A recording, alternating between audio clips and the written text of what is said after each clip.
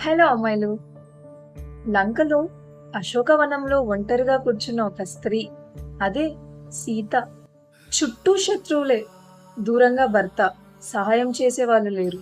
భయం, బాధ, ఒంటరితనం. అయినా సీత ఎప్పుడూ నిరాశపడలేదు. రావణుడు బెదిరించాడు, ఆమెను భయపెట్టాడు, ఆమె గౌరవాన్ని కించపరిచాడు. కానీ సీత ఏమంది? నా శరీరం నీ దగ్గర ఉండొచ్చు, కానీ నా ఆత్మ, నా గౌరవం ఎప్పటికీ నా భర్త రాముడి దగ్గరే ఉంటది అని చెప్పింది. అదే ధైర్యం, అదే నమ్మకం, అదే శక్తి. ఎవ్వరూ దగ్గరికి రాలేదు, కాపాడే వాళ్ళు కనిపించలేదు. అయినా ఆమె ధైర్యాన్ని ఎక్కడా కోల్పోలేదు. ఆమె ఒకటే నమ్మింది, న్యాయం వస్తుంది, సత్యం గెలుస్తుంది అని. తర్వాత హనుమంతుడు వచ్చాడు, రాముడికి సందేశం ఇచ్చాడు. అమ్మాయిలు, అర్థమైందా?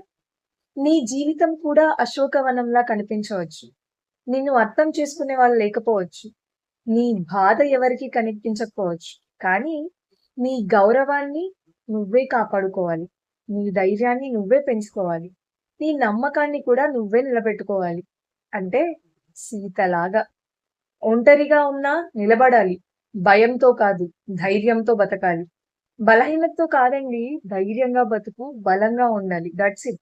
గుర్తుపెట్టుకో, నువ్వు సాధారణ అమ్మాయివి కాదు. నీ లోపల ఒక సీత ఉంది. నీ సహనం నీ శక్తి అవుతుంది. నీ నమ్మకం కూడా నీకు ఆయుధం. ఎక్కడ డౌన్ అవ్వకు. ఒక్కసారి ముందుకు అడుగేసి చూడు. You will be the best. You will succeed in life.